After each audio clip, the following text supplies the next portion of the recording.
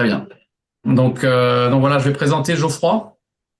Alors Geoffroy, c'est un collègue, un partenaire qui est dans l'ostéothérapie, ancien sportif, coach sportif pendant plus de 20 ans, ancien sportif de haut niveau aussi, dans le judo, et qui s'oriente maintenant vers le santé depuis peu, depuis quelque temps sur l'ostéopathie et le bien-être des gens. Donc moi, je suis enseignant en SECPA avec des enfants en décrochage scolaire et avec des troubles forcément Ouais, qui, j'arrive même plus à qui l'enlever. sont impactés par différentes... bon, ça qu'on verra au fur et à mesure. Mais c'est mon quotidien, effectivement. C'est mon quotidien, des TDA, des TDAH, des Asperger, et bien sûr qui accompagnent les 10 par derrière.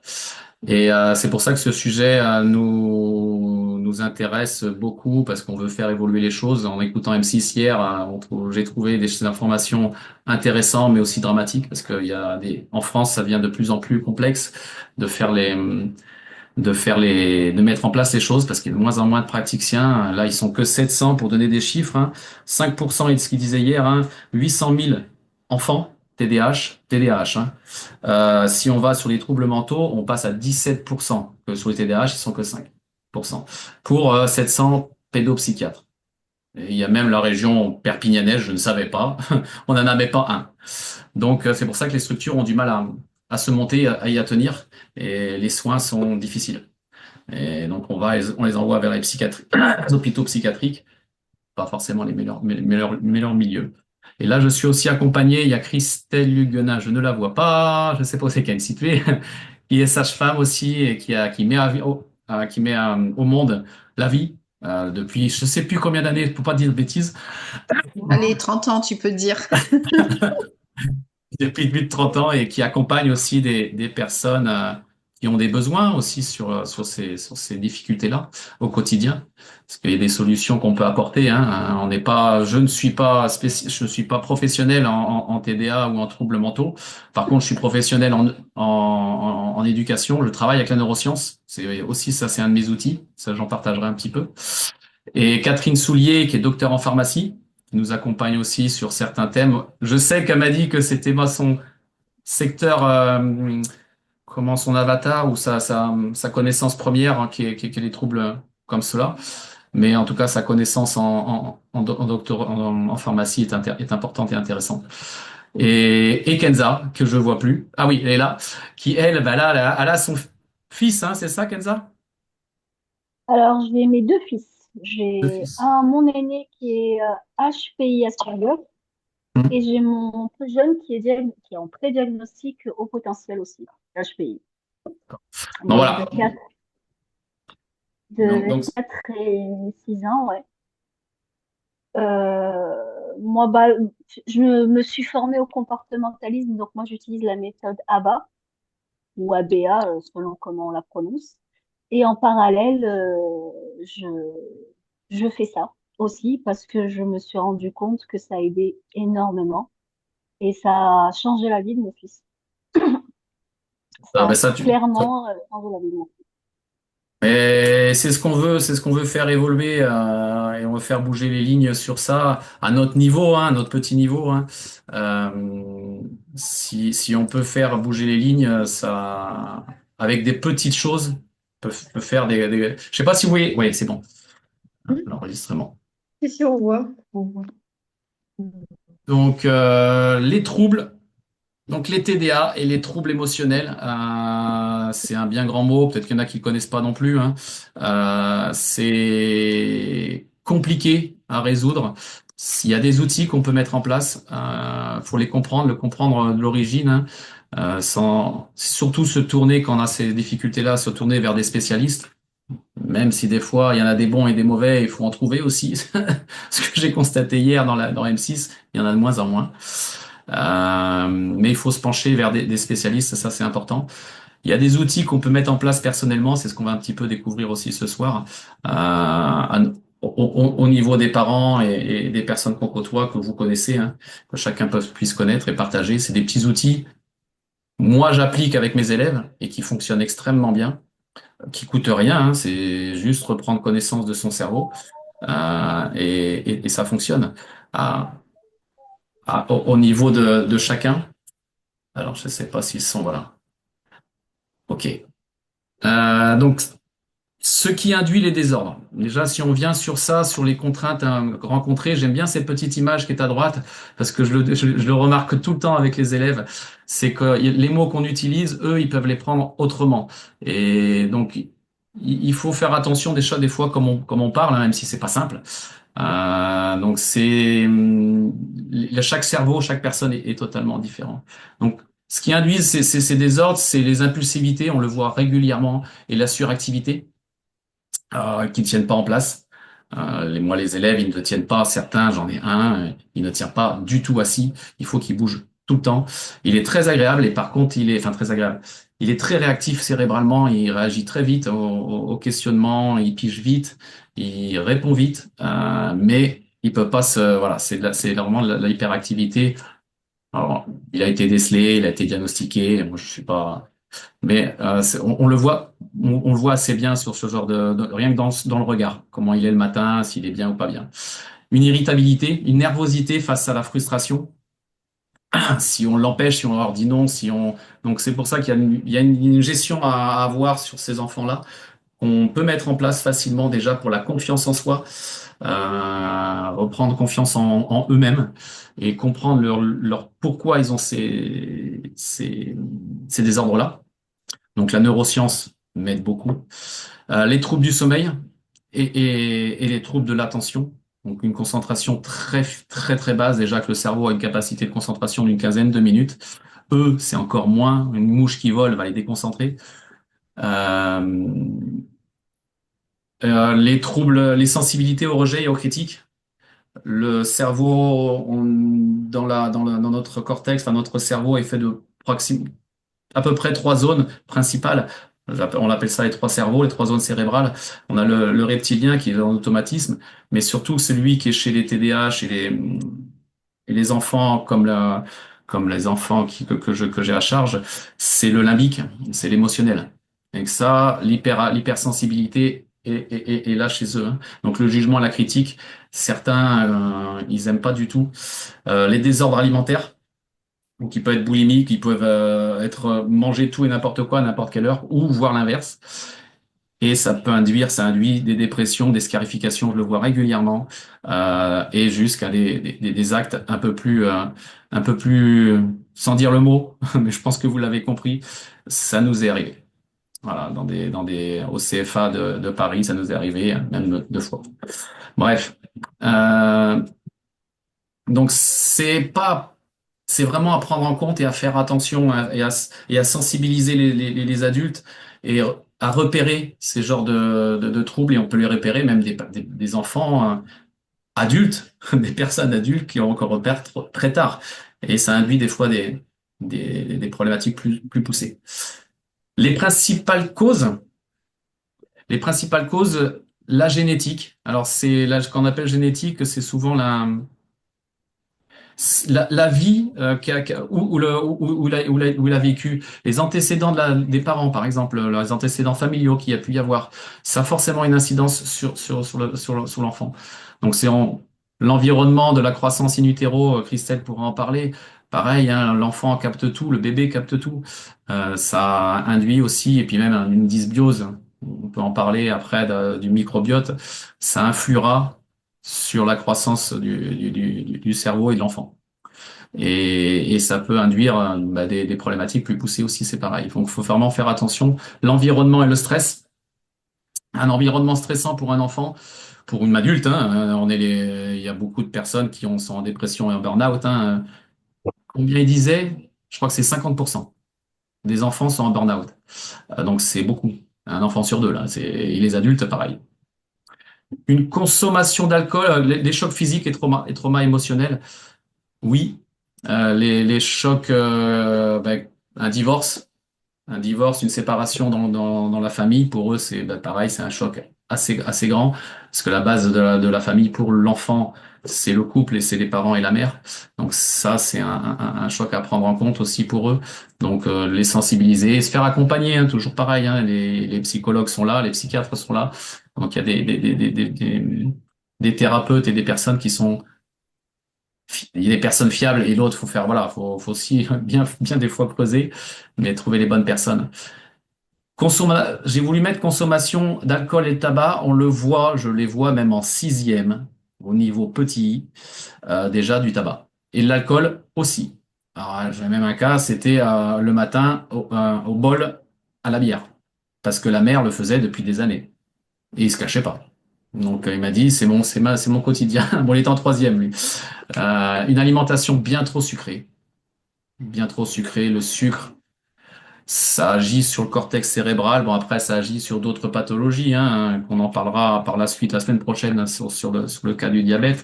Mais le sucre, c'est dramatique. C'est une consommation actuelle qui est récurrente chez un enfant dès la naissance, dès la naissance, dès le réveil, et qui enclenche derrière le manque d'exercice. Si on fait pas d'exercice, il y a un facteur qui a évolué et le facteur aussi dépendance au jeu.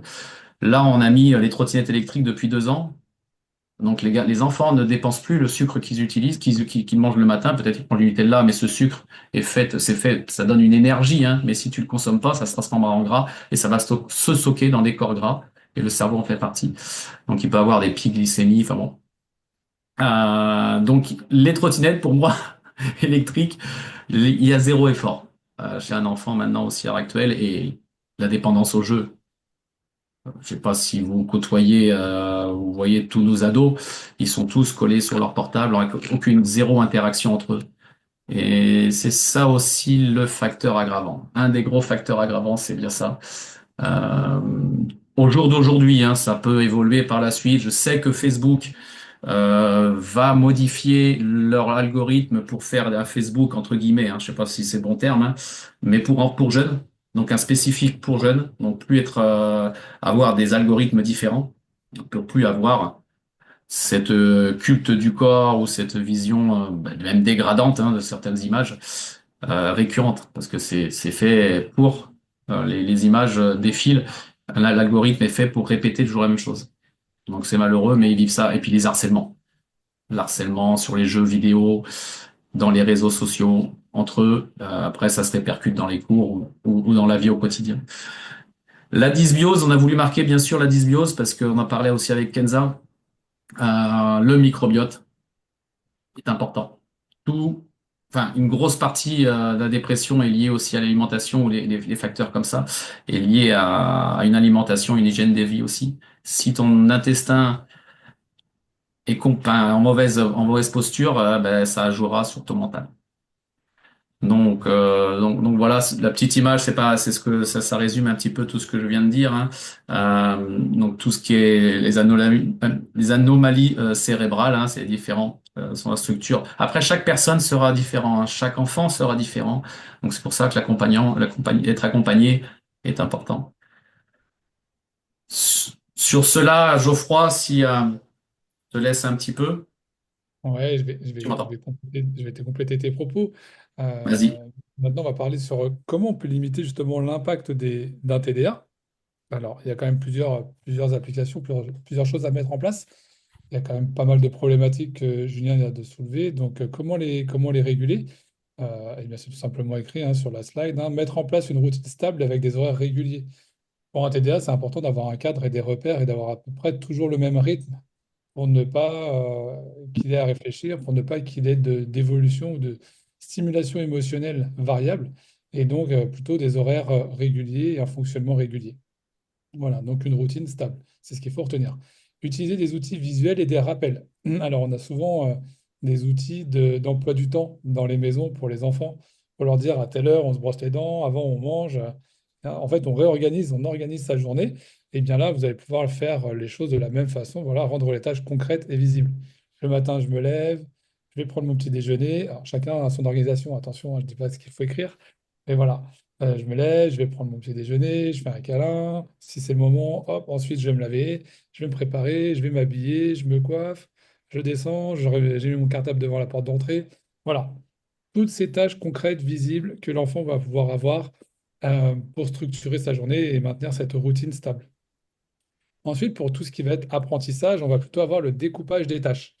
Voilà, moi je prends l'exemple avec ma fille, hein, quand on travaille sur un problème, on essaie d'aller au bout. Quand il y a un bug, OK, on fait une pause, on prend 3 minutes, on parle d'autre chose et on revient sur les mathématiques, par exemple. Et on découpe régulièrement les tâches comme ça pour pas que ce soit monotone et que ce soit trop énergivore pour elle par rapport à la concentration, au temps de concentration. Donc voilà, découper les tâches, c'est important. Pratiquer des techniques de régulation. Alors, techniques de régulation, ça va être tout simplement, on va parler de méditation, on va parler d'un objet qu'ils peuvent tenir dans une main, voilà, qui vont regarder, hop, ils régulent, ils se calment et ils recommencent.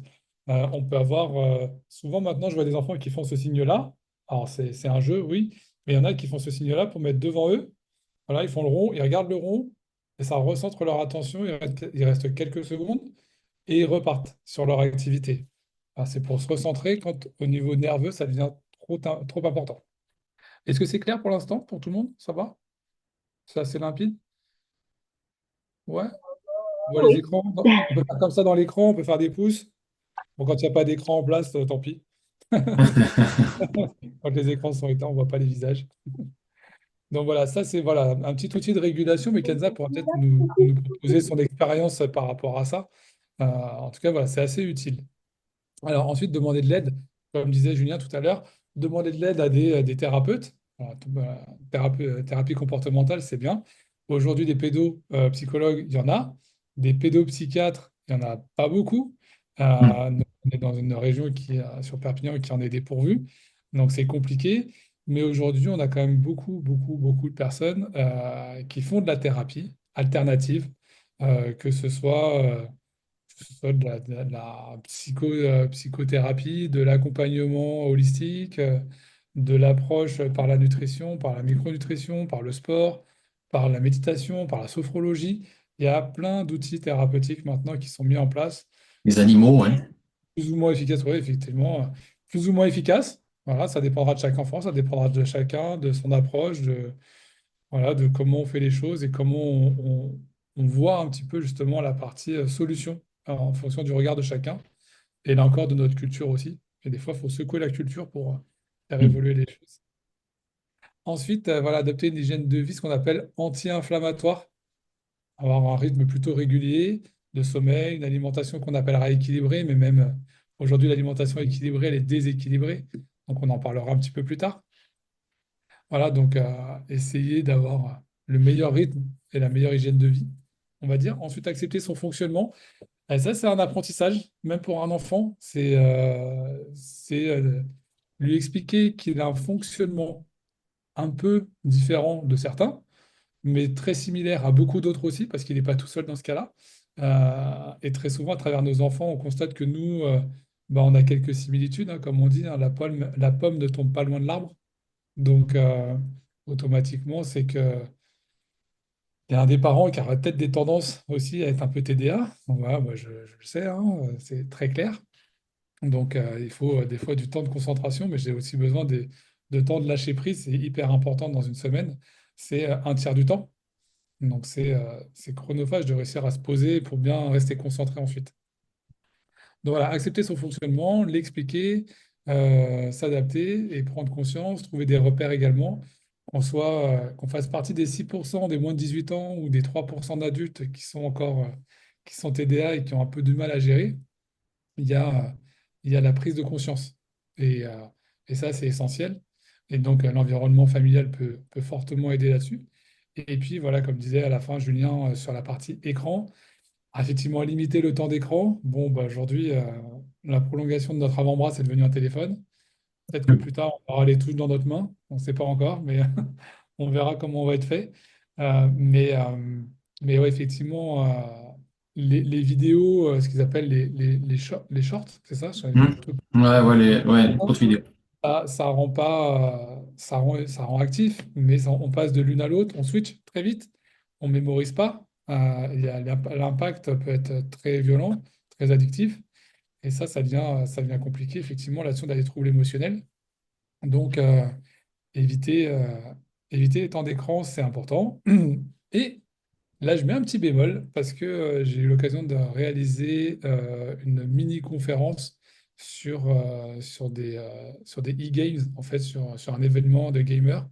Et en fait, il a été constaté que les gamers avaient des temps de réaction et de prise de Oui, décision très efficaces, très importants, en trouvant souvent les meilleures solutions. Euh, donc, il y a aussi un avantage cognitif à certains jeux. Ça peut être très addictif, il faut être vigilant, mais ça peut aussi amener quelques outils d'efficacité, de réflexive. Voilà. exactement, ouais. Ouais. Exactement sur justement sur la neuroscience avec les études que j'ai faites avec Eric Gaspard, je sais pas si vous connaissez, il y a un livre de sa part que j'ai eu en formation. Bon, il dit très bien ces trois zones de cerveau cérébral et s'il y en a un qui est bloqué, si le reptilien, ça va toujours dans l'ordre, hein, le reptilien, le limbique et le cortex. Si le reptilien, il n'a pas suivi un bon sommeil, une bonne alimentation, le limbique va pas fonctionner et encore moins le cortex. Et si le limbique est bloqué par l'émotionnel, par une lutte le matin avec le père ou une engueulade entre la père et la mère et que l'enfant ne l'a pas compris, ne l'a pas analysé, la journée, il va pas pouvoir se mettre en activité. Donc c'est le fait de faire comprendre déjà ce mécanisme aux enfants et le fait de déculpabiliser là-dessus, ça fonctionne mieux. Donc c'est vraiment leur faire comprendre hein, le cerveau, comment il fonctionne déjà à notre niveau, hein, bien entendu, à mon niveau, ben, ça les aide grandement. Et un point important, c'est les valoriser. C'est les valoriser. Moi, je fais que ça. Je travaille beaucoup sur les objectifs, sur les rêves, sur la réussite, sur des mots gratifiants. C'est des bêtes, hein, c'est tout bête, hein, mais et ça fonctionne. Ça fonctionne extrêmement bien. D'ailleurs, j'ai souvent des cœurs sur le tableau. On vous aime, mais parce que voilà, c'est ce plein d'amour qu'ils me donnent, hein, forcément. Ben parce ils peuvent peut-être pas le faire chez eux et ça leur fait du bien. Les mots simples et les valoriser. Et puis c'est vrai, en plus, ce qu'ils font sont souvent sympas même si c'est toujours perfectible, mais c'est important. Et c'est important de comprendre ce schéma comment fonctionne, parce qu'il y a beaucoup de parts d'ombre hein, dans ce cerveau. Hein. C'est compliqué, on ne sait pas tout, même les neuroscientifiques ne connaissent pas tout. Ils découvrent certaines choses, mais comme le lobe préfrontal qui est nébuleux, presque nébuleux. Mais voilà. Donc bien résumé, Geoffroy. Alors je pense que là je pourrais laisser la main. Ah non, je vais pouvoir la faire, celle-ci, sur justement les alliés de la micronutrition. Qu'est-ce qu'on appelle déjà la micronutrition? Il y a les macros et les micros. Les macros, bah, c'est tu manges le beefsteak, par exemple, le poisson. Et les micronutriments qui sont dans le poisson, les oméga 3, fait partie des micronutriments. Donc j'ai mis en premier un mot, la phycocyanine. C'est un pigment qui est issu de la spiruline et qui a un atout majeur. Christelle en parlera et je sais que Kenza aussi pourra témoigner aussi sur cette molécule. C'est un des pigments qui est dans la spiruline qui est fabuleux parce que c'est un atout antioxydant, c'est un atout régénérant cellulaire. Ça va éliminer les toxines de l'organisme, donc ça va pouvoir voir une meilleure connexion un peu cérébrale et avoir ce qu'on a noté, hein, ce qu'on a pu voir et découvrir, c'est sur les personnes, hein, sur des personnes en dépression, ça a pu calmer certains, parce que la dépression est vraiment complexe là-dessus. Mais c'est une molécule qui est intéressante, qui serait intéressante. L'oméga 3, c'est des millions d'années que ça existe et qu'on le sait très bien que la DHA et les EPA sont hyper importants pour la concentration et pour la régulation de l'émotion. Le problème, c'est qu'on n'en prend plus. Nos grands-parents prenaient de l'huile de foie de morue, nous donnaient ça. Je m'en souviens, ma grand-mère m'en donnait avec dans sa cuillère argentée. J'en souviens ce goût qui était pas terrible de cette cuillère déjà argentée et de l'huile. Ah, c'était vraiment pas bon. Mais elle avait raison parce que c'était riche en EPA et DHA. Maintenant, l'huile de la foie de morue, je suis pas sûr que le foie de la morue soit très très belle, mais bon, ça existe toujours. Hein. Donc les polluants, c'est pareil. Hein, faites attention à ce qu'on amène à nos enfants et à nous-mêmes hein, au niveau qualitatif, voilà, et surtout qualité sanitaire. Le magnésium, ça va calmer le système nerveux. Ah oui, la vitamine D3 aussi, j'allais en parler, parce que quand j'ai vu le magnésium, je pensais que je l'ai pas mis. Mais la vitamine D3 un soutien aussi du système nerveux et ça règle l'humeur. Le zinc, automatiquement. La L-théaïne aussi, ça favorise le calme. Et un autre pigment que j'aurais pu mettre, c'est le safran. Le safran, un super régulateur de l'humeur. C'est un atout fabuleux pour C'est nous-mêmes. magique. Hop là. Et donc voilà un petit peu pour. On pourrait en lister beaucoup, beaucoup, beaucoup plus, mais je suis resté un peu ciblé sur ces différents micronutriments. Après, les prébiotiques et probiotiques sont importants, c'est ce qu'on va voir justement maintenant sur les solutions, sur les différentes solutions qu'on peut apporter. Bah, une hydratation, l'eau, c'est essentiel.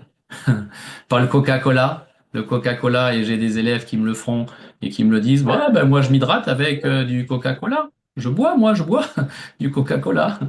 Donc quand tu dis ça à des mamans, l'histoire du pH, qu'on est en acidité avec le Coca, c'est un pH à 2,5. Ah bon? Alors quand tu lui mets sous les yeux, parce que j'avais fait le test avec cette dame, je m'en souviens, cette maman, que je lui ai montré que le pH était à 2,5, elle dit, mais ça veut dire quoi? Je dis, ben A1, c'est l'acide chlorhydrique.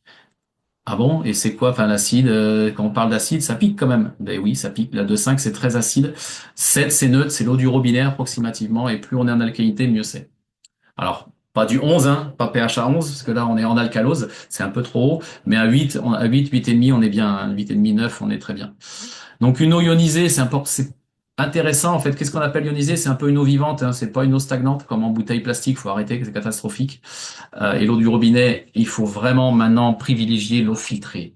Ne cherchez plus en France et dans le monde, il faut filtrer nos eaux. Faites ce que vous voulez. Si vous avez entendu mes mots, faites ou faites pas. Moi, je vous le conseille grandement. Et c'est même plus moi, hein, c'est Veolia. Hein, Veolia le dit, hein, que eux, ils ont plus la capacité. Ils le disent pas, pardon.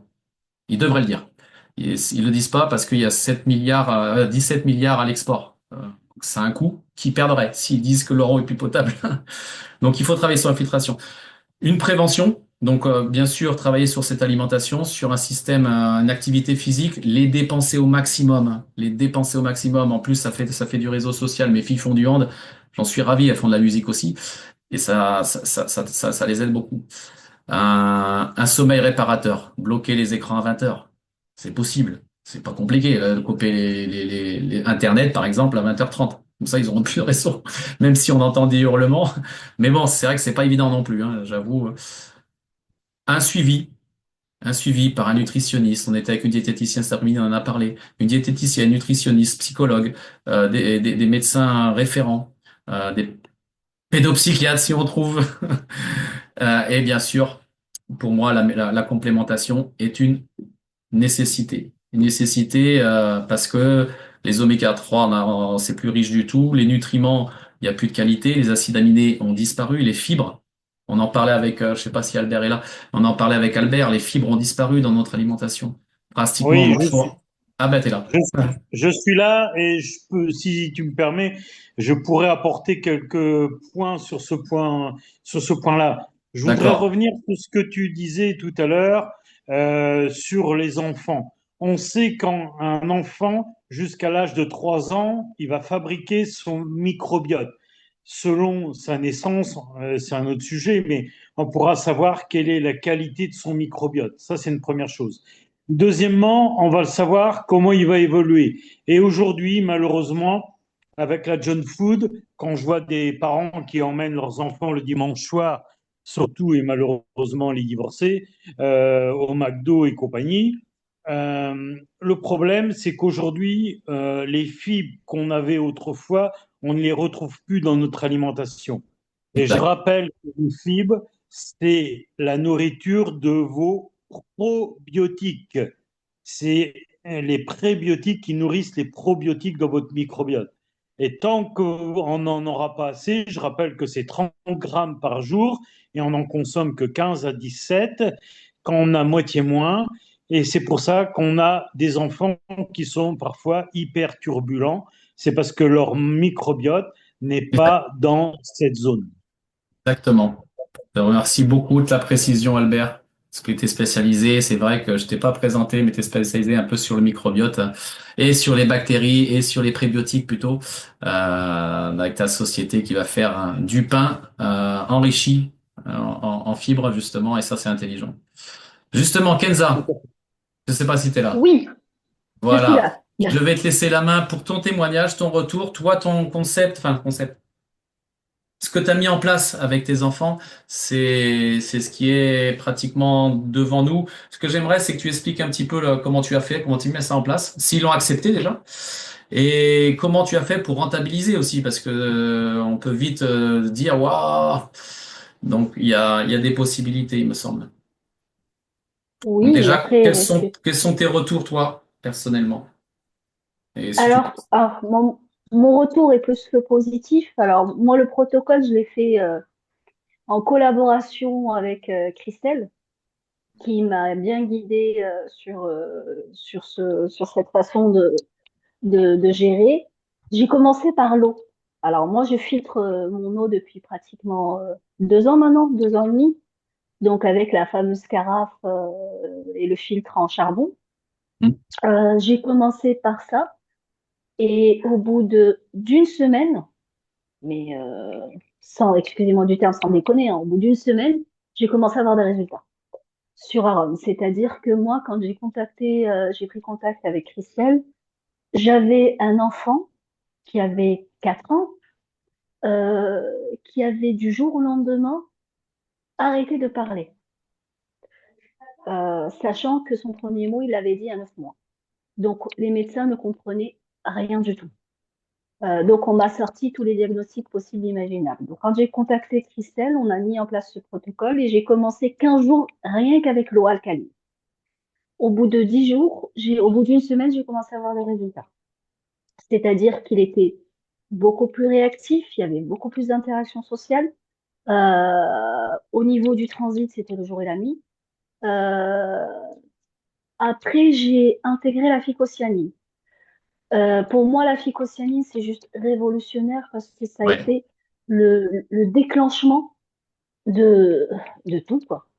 C'est-à-dire que j'avais l'impression qu'il était en train de se régénérer. Je ne sais pas si c'est le bon terme parce que je suis pas du tout professionnelle non plus dans le domaine, mais je sentais que je voyais la détoxification de mon fils en grandeur nature. C'est que plus il prenait de la phycocyanine et plus je le voyais s'améliorer et plus je voyais qu'il commençait à s'ouvrir, à être beaucoup plus, j'avais plus d'intolérance alimentaire, plus de rejet, plus de colère, plus de frustration. Il dormait, il avait un sommeil qui s'était rétabli. Euh, j'ai intégré les probiotiques très rapidement, mais en cure pour justement refaire son microbiote. Et là, en ce moment, j'alterne entre le Viva Plus, donc c'est du safran. Hmm. Euh, le safran, je le connais particulièrement parce que bon, c'est mes origines, je suis marocaine, donc le safran, ça vient de chez moi.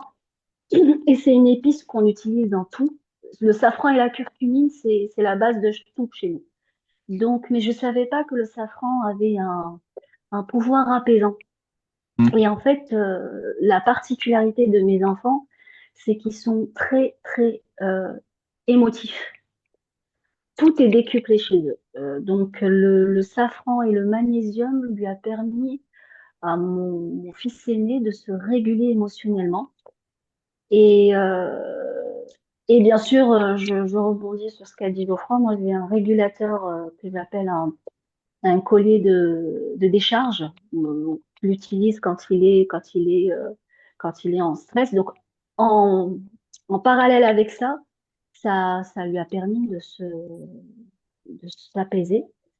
Et le Multify que je prends en cure et qui leur donne une immunité 2 fois plus grande et plus forte que ce qu'ils avaient auparavant. Donc, j'ai plus de problème d'épidémie, de maladie, de bobos. À l'école, ils sont tous malades, sauf mes enfants. Et on se pose la question de pourquoi, et j'ai bien envie de leur dire pourquoi, mais on est encore, il y a encore un chemin à parcourir avant Exact. de. Mais j'ai eu d'ailleurs l'année dernière comme la maîtresse de mon fils, de Aaron, qui m'a dit, mais c'est bizarre, tout le monde est malade et Aaron a été malade une fois dans l'année. Et Mhm. bah ça résume tout. Ça C'est résume ça. tout. Et Aaron, depuis 3 ans, il est sous FICO, sous eau filtrée. Et Et oméga, donc la phycocyanine, il me l'a très très bien accepté. Elle a son surnom à la maison, c'est la ficoco. C'est, ça passe partout, ça passe. Même avec mon petit de 3 ans, ça passe sans problème. L'oméga, ils ont eu du mal. Ils ont eu un peu de mal, mais avec l'aqua qui se dilue dans l'eau. Ah, j'ai été coupée. non, non, non, non, non, on t'entend. Ah, t'as peut-être là, t'as été coupé là. Là, je t'entends plus. Mais oui, l'AquaX, tu parlais à Kenza. Oui, effectivement, les Oméga, il y a un AquaX. Ils ont réussi à faire une sorte d'huile qui se dilue dans l'eau. Et donc, mes filles, elles l'utilisent dans le jus d'orange, par exemple. Elles mélangent dans le jus d'orange. Après, ça n'a pas un mauvais goût. La phycocyaline a un très bon goût. Un très, très bon goût. Et ça coûte pas vraiment cher. Donc, tout ça, c'est... L'essentiel, c'est vraiment travailler sur l'eau, peut-être même pendant un mois et demi, 2 mois, c'est vraiment ce qu'on veut. La phycocyanine, pour moi, c'est une arme redoutable et les omégas. Après, le Viva Plus, c'est vraiment un potentiel. Quand on voit il y a de l'iode, la vitamine C, le safran, le magnésium et d'autres éléments que j'ai pas tout mis, mais comme le Multify, là, il y a 16 nutriments essentiels, dont les phycoïdans, dont les bêta-glucans, donc les anti-inflammatoires naturels qui vont agir aussi sur le microbiote, mais sur l'état général. Non, c'est bien pensé. L'idée, c'est vraiment d'amener des bons éléments. Mais l'eau, voilà, c'est vraiment la base. Alors c'est une carafe basique, entre guillemets. Il y a de la zéolite et il y a des billes de céramique qui vont augmenter le pH et la zéolite qui vont diminuer le potentiel en millivolts, hein, un effet antioxydant. Donc d'avoir un potentiel, un taux de redox plus faible. Au lieu d'être à plus de 200, on est à moins 200 approximativement. Donc c'est vraiment là, on devient une eau vivante et bien sûr, c'est du charbon actif qui va pouvoir capter les chlores, capter certains polluants. Je dis certains, c'est pas, ça va pas bloquer les dioxanes, les fameux PFAS qu'on entend partout. Non.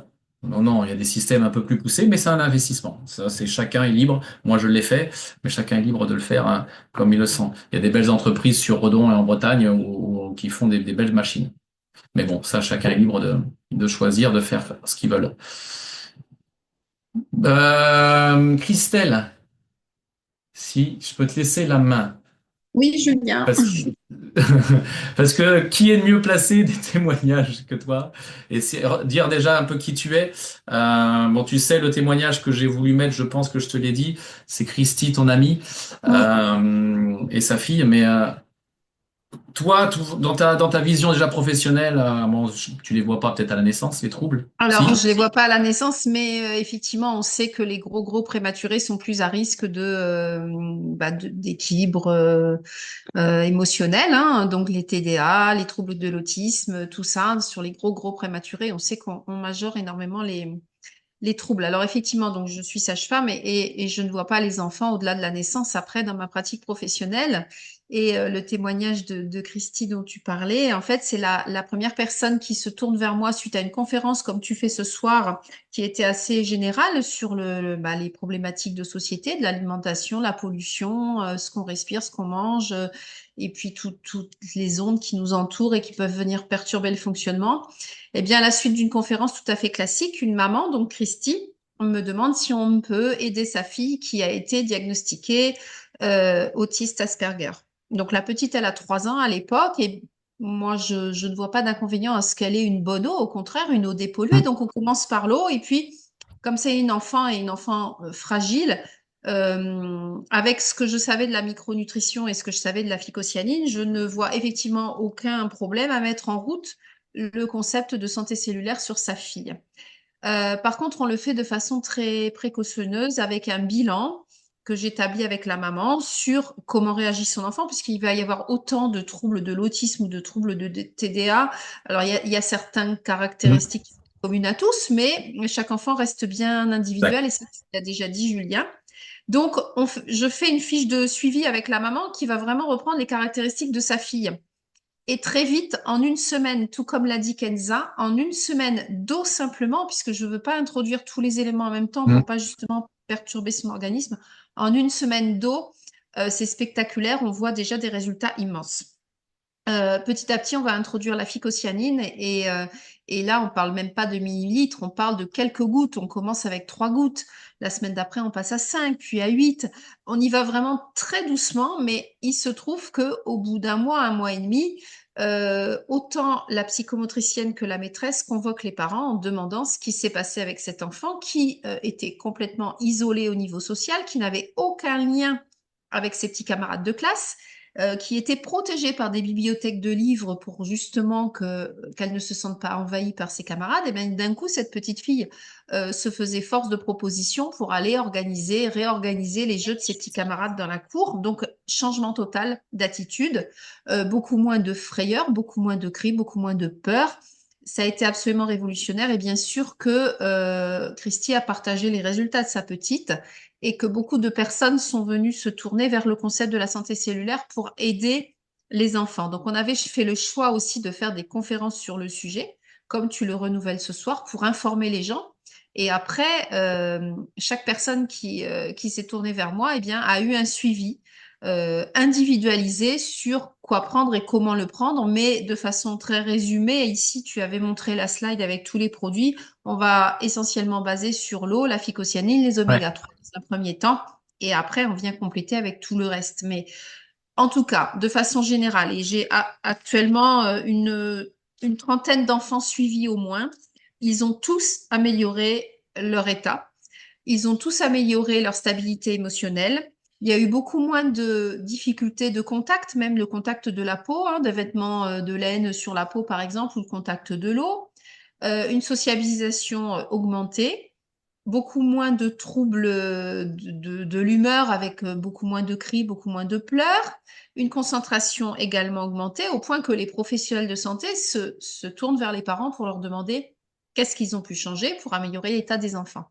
Donc, on n'en parle pas encore assez, malheureusement, mais il faut savoir que on peut améliorer vraiment tout le monde. Alors, il faut le faire quand même de façon prudente. C'est pour ça qu'on proposait des suivis, parce que il peut y avoir un petit effet détox, souvent au bout de 3 semaines, 1 mois, 1 mois et demi, ça dépend des enfants. Mais quand l'effet détox arrive avec une petite majoration de certains troubles, il y a déjà tellement d'améliorations sur l'état de ces enfants que les parents sont tout à fait OK. En plus, on les a prévenus. Peut-être qu'à un moment, il va y avoir une petite majoration, de nouveau quelques cris un peu plus importants. Et en fait, ça passe parfaitement bien parce que dans le bilan, ce sont des enfants qui ont déjà gagné 50, 60, 70 points sur les items qu'on a cherché à noter pour avoir des repères et voir l'évolution. Donc, de façon globale, générale, on peut dire qu'on va réussir à améliorer le mode de fonctionnement et le mode de vie de ces enfants et de toute la famille par la même, parce qu'un enfant qui va mieux avec ses troubles au sein d'une famille, c'est quand même des tensions dans la famille. Et souvent d'ailleurs, il n'y a pas que les enfants qui se suivent, les parents choisissent de se mettre aussi à la santé cellulaire, faire du bien à leurs cellules et ont des résultats sur plein de pathologies annexes. Voilà, un petit résumé rapide de ce qu'on peut faire avec ce concept et le travail sur nos cellules. C'est ça qui est hallucinant, c'est que des fois avec des petits riens, on fait des belles choses. Ah, Et c'est heureusement, spectaculaire, oui. comme tu dis, l'eau c'est la vie, on est fait 70% d'eau, mais la problématique de cette eau qu'on a à l'heure actuelle, elle n'est plus hydratante, elle n'est plus pénétrante, elle est tellement chargée en polluants, en dioxane, Ah, on entend parler à la complètement, oui. télé. C'est qu'on va droit et je parle pas des médicaments qui sont à l'intérieur, qui amènent des fertilités. Complètement. Bref, il faut vraiment, si c'est un message vraiment à passer, c'est vraiment travailler sur ces eaux. Et après, la phycocyanine coûte pas cher. Et comme tu dis très bien, c'est des gouttes.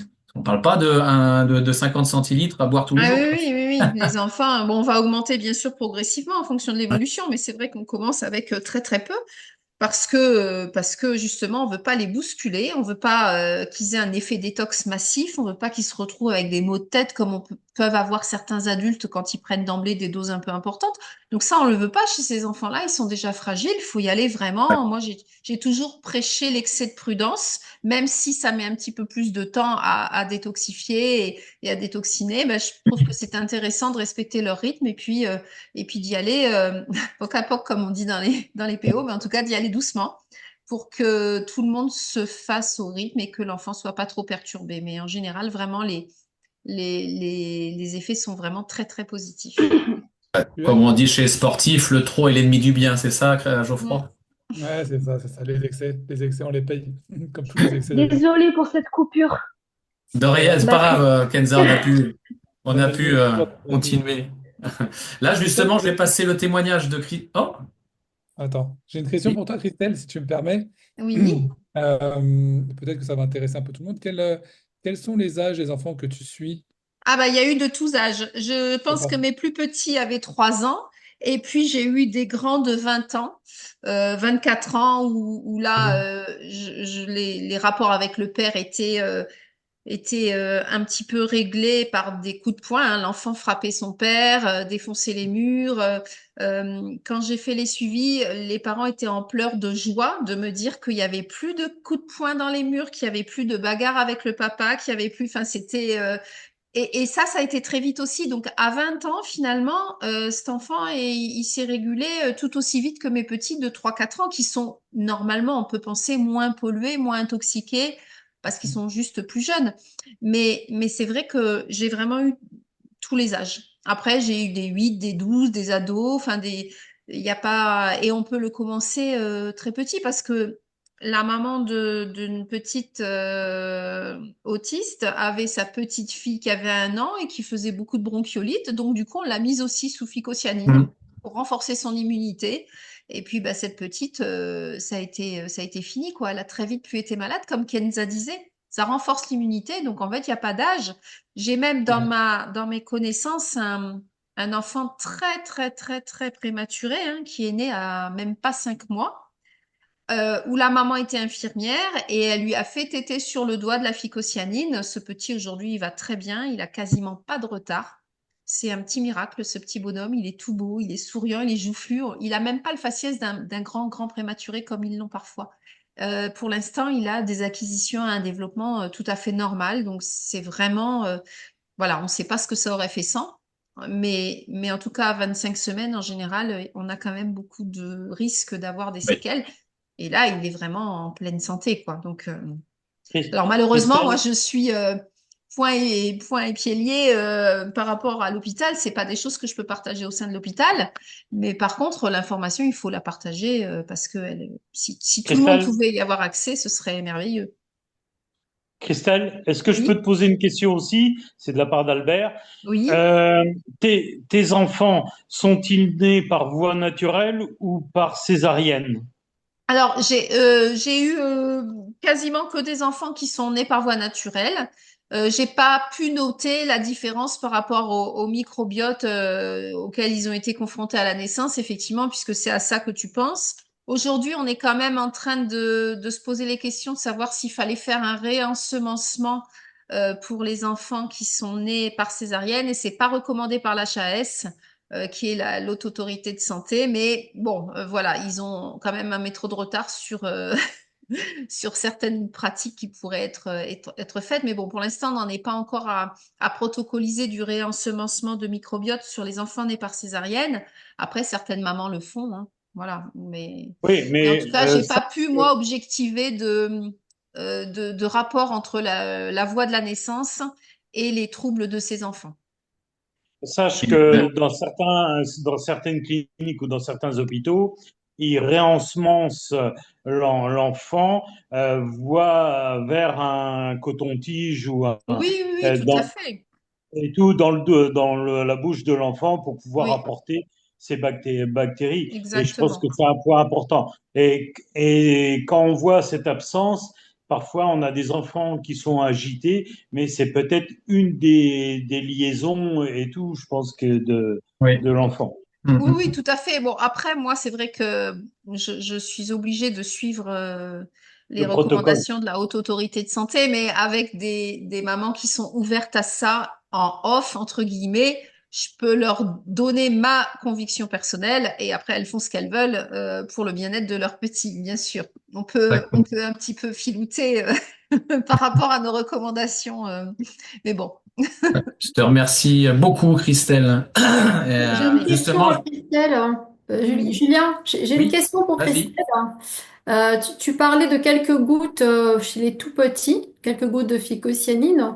Y a-t-il un protocole particulier? Ces ponctions, j'imagine. Alors, Quoi? en fait, ce protocole, c'est un petit peu moi qui l'ai testé par rapport aux enfants que j'avais. J'étais partie à l'époque pour me donner un ordre d'idée et surtout pour accompagner les partenaires qui avaient eux aussi du coup des demandes par rapport à ces enfants. On avait établi que on donnait en nombre de gouttes l'âge de l'enfant. Dans un enfant de 3 ans, je commençais par 3 gouttes et c'était sa dose d'augmentation semaine par semaine. Un enfant de 15 ans, je commençais par 15 gouttes et il augmentait de 15 gouttes semaine après semaine.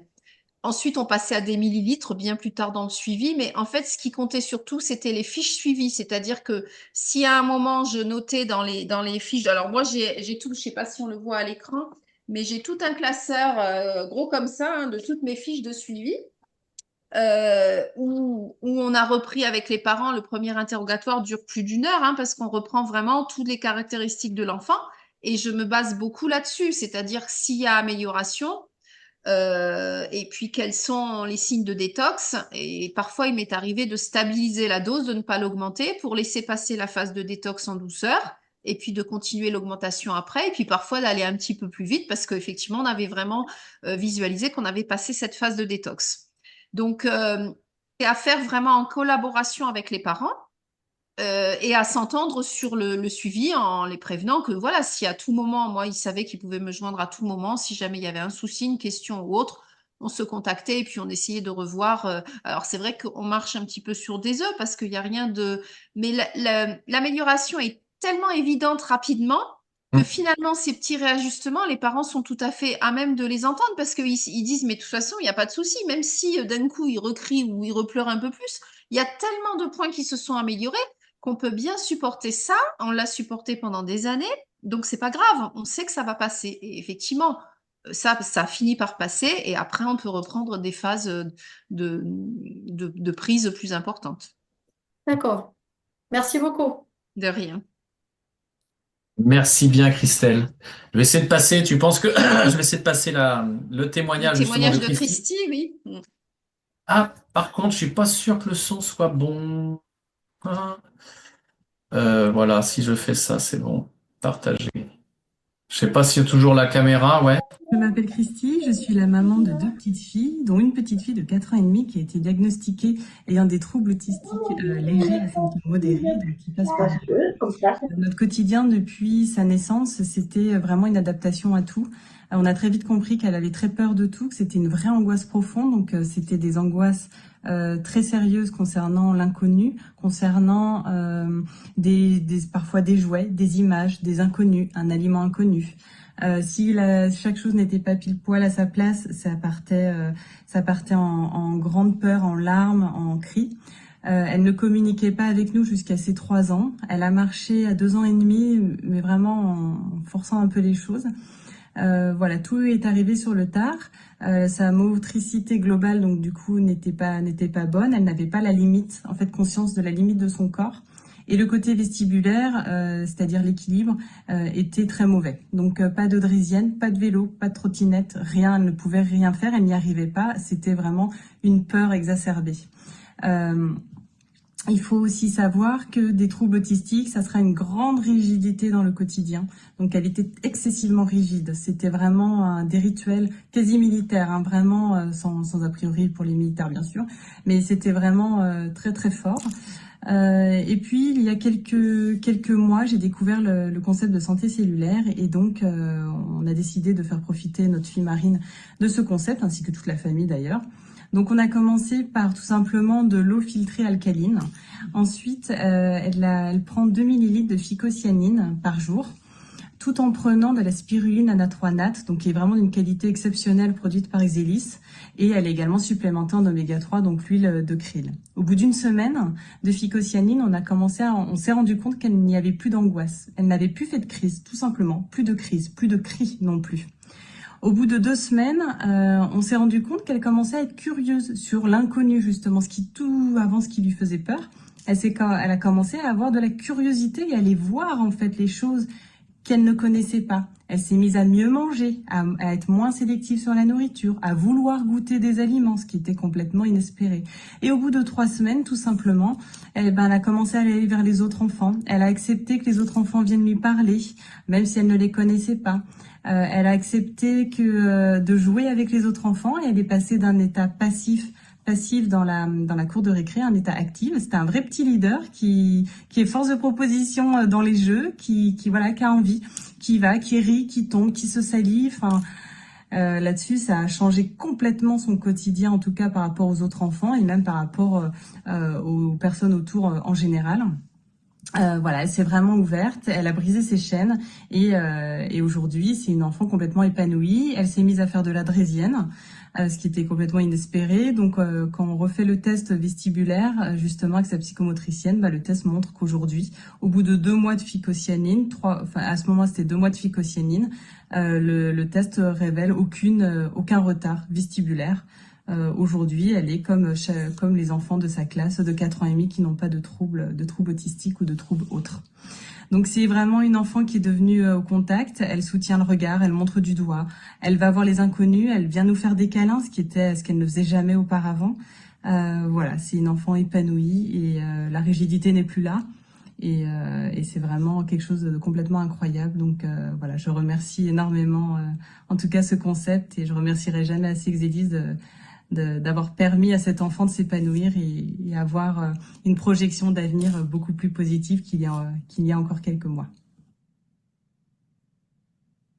Voilà, super témoignage et en fait c'est vraiment grâce à Christy que démarre l'accompagnement des enfants avec des troubles de l'autisme et TDA, parce que quand moi j'entends ce témoignage, enfin quand elle fait ce témoignage et quand je suis sa petite fille, je me dis que c'est pas possible de pas partager ça en tant que soignant, de laisser ça dans l'ombre et qu'il faut absolument le diffuser et après les parents font ce qu'ils veulent, mais il faut vraiment il faut vraiment partager tout ça.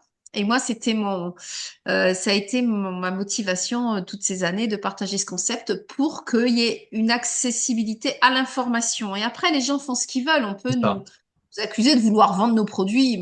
Rien à faire. Ils font ou ils font pas. Mais par contre, quand on a ce retour-là, bon voilà, Christy, c'est vraiment une amie de cœur depuis. On s'est pas quitté. Aujourd'hui, Marine fait du vélo. Ses premières promenades à vélo, j'avais les petits films. On est loin l'une de l'autre, mais en tout cas, on s'est toujours tenu au courant des progrès de sa fille. Et c'est vrai qu'il n'y a plus de différence maintenant. Elle est invitée aux anniversaires avec les copains. C'est la vie d'une petite fille de 7-8 ans. Voilà, tout à fait lambda, classique. Voilà. Non, mais l'univers fait bien les choses et il y en a combien qui pourraient bénéficier de ça et faire changer. T'as changé carrément sa vie à la petite.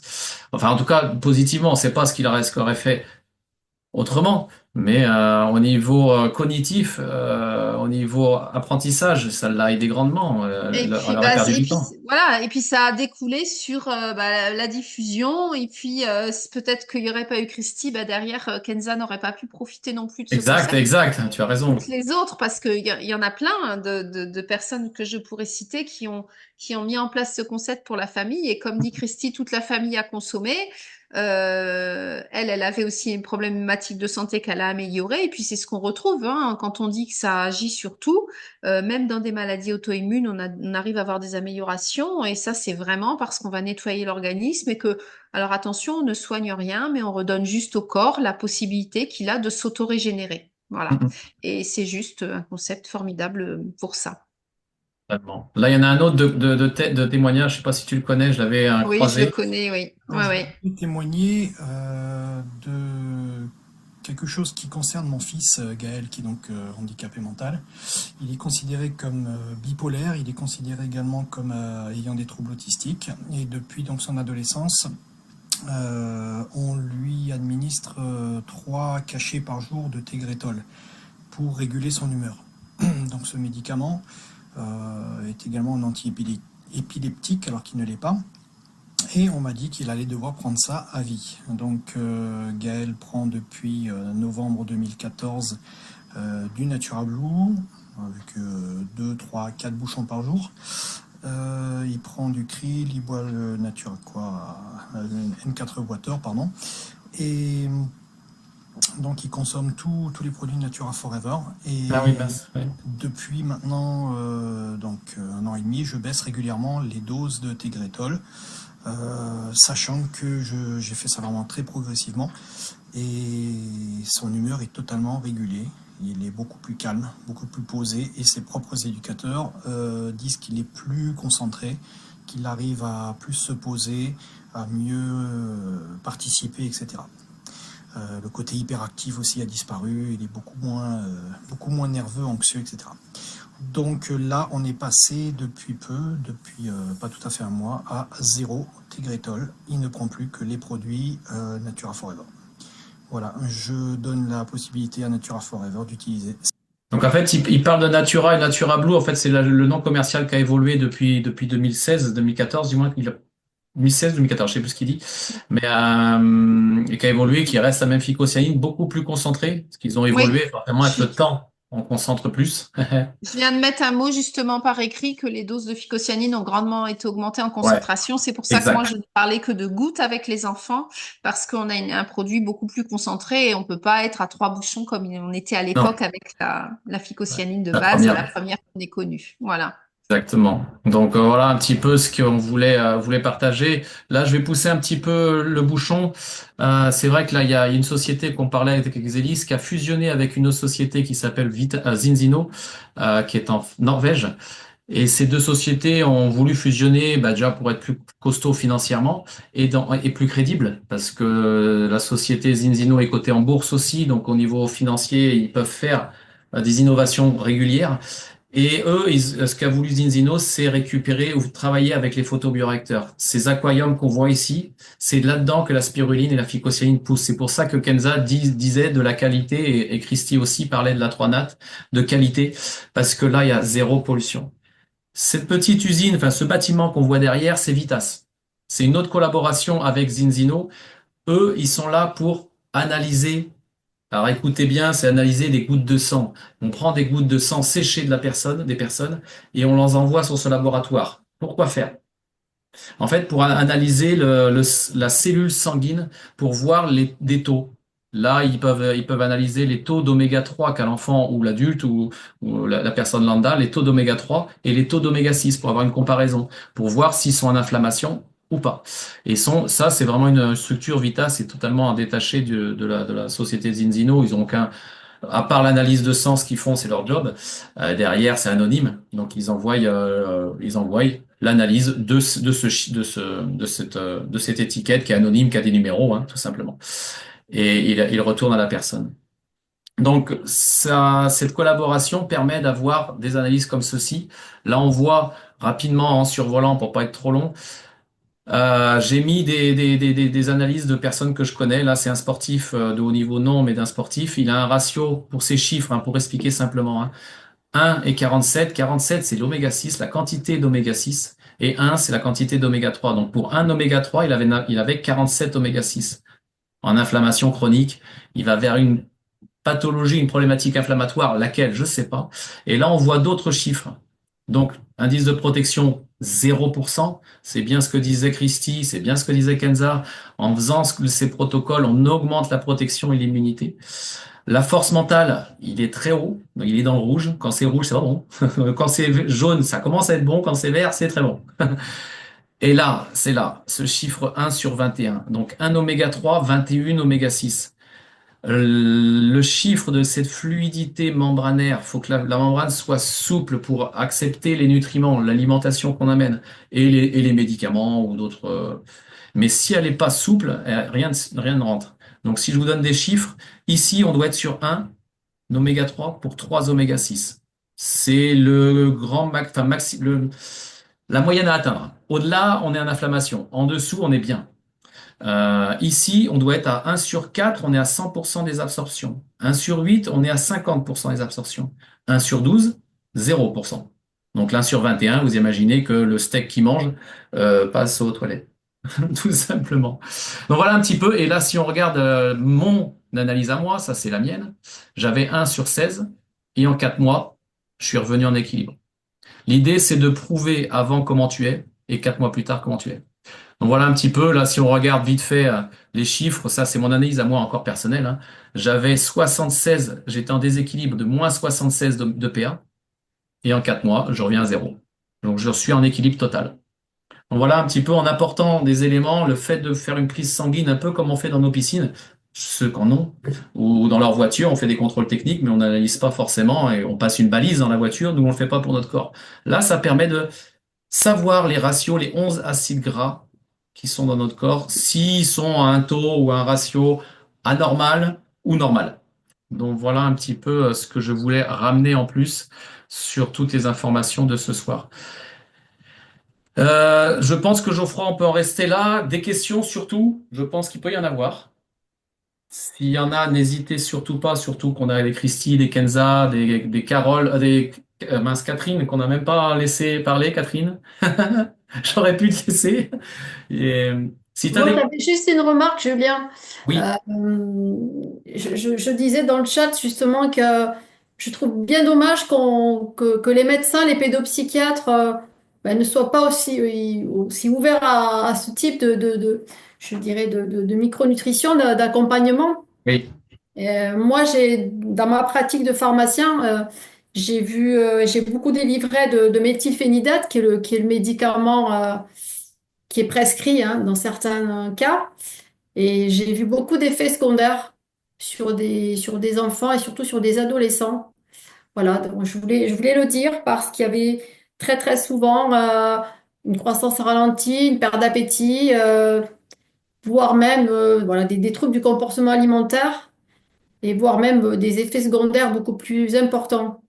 Et je trouve un peu dommage voilà, qu'il y ait autant de prescriptions de Ritaline, Concerta et tout ça, alors qu'on ah, pourrait peut-être s'en passer. je suis Alors ça, totalement d'accord. c'est un vrai problème. J'ai C'est un vrai répondu problème. par écrit, hein, mais on est quand même sous le pouvoir d'une médecine avec beaucoup de médications pures et dures. Et c'est très difficile de rentrer dans la conscience des gens qu'on peut, avec de l'alimentation ou de la micronutrition, améliorer des états de mal-être mieux qu'avec certains médicaments. Ça, c'est quand même difficile à rentrer dans les convictions. Mais Oui, oui, je le sais. je le vois à la SECPA, ils sont enfin, sur des médicaments, mais même mes collègues m'ont dit, oh, il a pas pris son cachet, ça serait bien qu'il le prenne. Ah, mais tu peux rien. Donc, Bah oui, t'es comme moi, t'es coincé, tu peux pas dire, non, voilà, c'est comme ça. c'est dans Bon. l'ombre, mais on peut pas tout exposer au sein de nos établissements, malheureusement. Et oui, bah oui, tout à fait. Oui. Mais c'est vrai qu'il y a quand même beaucoup d'effets secondaires avec ces Oui, traitements, je trouve. Oui. Mm, Ça, faut pas l'oublier. Et je pense que les médecins l'expliquent pas suffisamment aussi aux parents, mm. qui se retrouvent aussi un peu démunis après face à leur enfant.